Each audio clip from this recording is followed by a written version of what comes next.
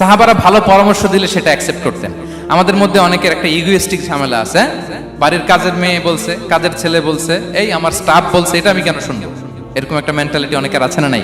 অনেক সময় তাদের মধ্য থেকেও ভালো পরামর্শ আসতে পারে না। বলেন পারে কিনা? বিশ্বনবী দেখতেন কেউ ভালো পরামর্শ দিলে সেটা নিয়ে নিতেন।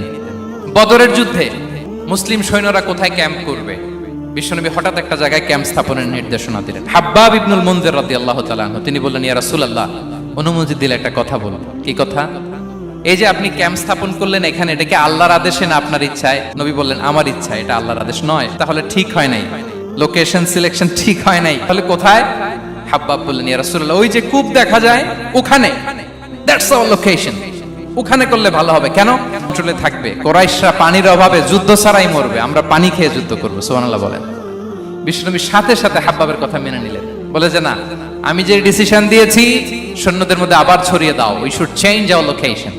আল্লাহু আকবার।